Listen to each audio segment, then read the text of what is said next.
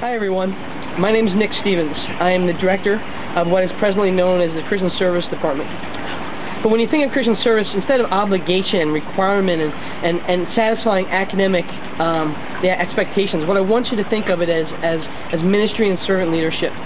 You see, student services had actually invited me to come and bring you into the process of who we are, and in brainstorming and thinking how to communicate that message clearly. This is what I came up with. Watch this with me.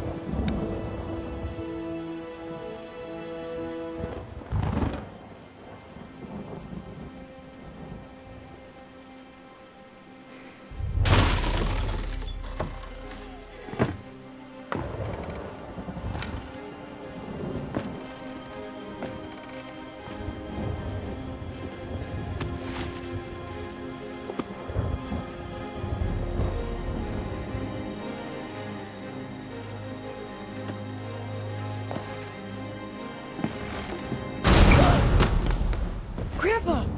You're not supposed to be up here. Looking at that? I just wanted to know. Well, you're old enough, I suppose. You should know the story. Okay, here we go. It was 1832, on a night much like this.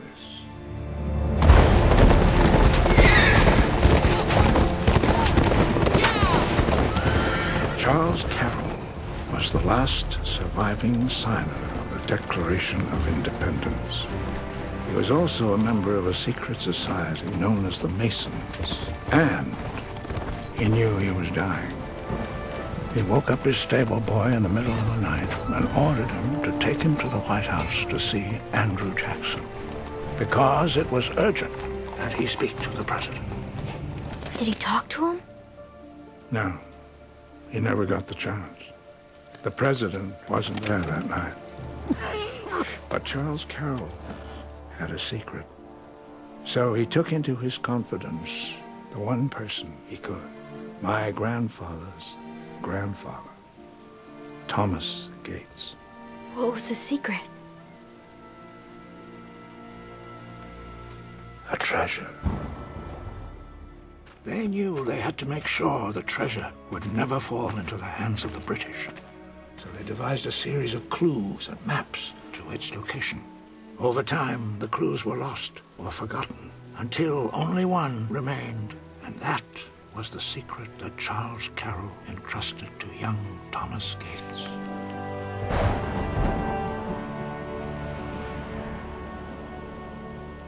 Charlotte. The secret lies with Charlotte. When you were young, did you ever go on that process? I know I did. Did you ever just kind of run around the house or the neighborhood or even in your backyard and just begin digging because you really believed that at some point there was treasure? See, we cling on to treasure and dreams because we think and hope that there's something better, that there's something big, that there's something grand out there waiting to embrace us and swallow us, that we will be able to live life to the fullest. I remember when I was 8 or 9 years old, my best friend, we actually made up our own treasure map, which was actually of the house I grew up in. Funny thing, why would there be treasure in the house that you grew up in? It was a newer home. Yeah, really nothing in human understanding. Why would there be treasure? So we ended up drawing up the map and we followed it, and once you know, it ended up the X was right in the middle of my parents' bedroom. So we got forks and knives, started scratching out the carpet, and sure enough, there was no treasure, but it didn't sway us, nor did it sway my parents from giving me a beating. But do you ever feel that way?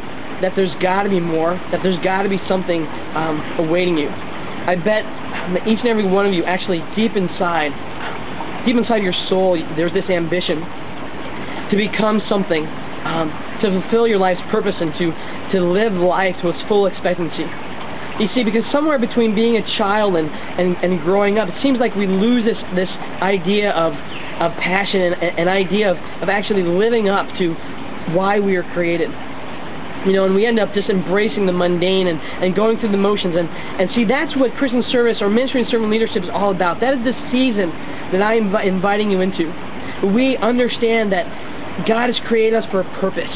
It's in our passions and our strengths, and it's discovered through serving and meeting the needs of others. You see, in this process that I want to invite you into, we embrace the fact that we understand that we are created to love and to be loved. And the more that we love, the more that we give away of ourselves, strange thing, but actually our capacity to love actually increases. It says in Matthew 13 that it tells a story about a man who found a treasure buried in a field. So he went and he found it and then buried it again and sold everything that he had to go and buy that field. And this is the process that I'm inviting you into. I'm asking you to invest something. I'm asking you to pour something into your relationship and into this season, because here at Lancaster Bible College, the tools exist to completely discover who Jesus Christ is, to discover why he died on the cross and why his love for you is so passionate and so intense and so intimate. The people are here to love you, to care for you, to listen to you, to help you answer those deep questions that perhaps you yourself haven't even begun to think of yet. Yeah, so again, I apologize for not being there. I anticipate being home and meeting you. Understand that my life exists to serve you. That is why I'm a part of Lancaster Bible College. That is why the team that I work with serves with me. That's why we serve together. So I'll see you soon. Until then, here's a quick glimpse of what we're up to in Singapore.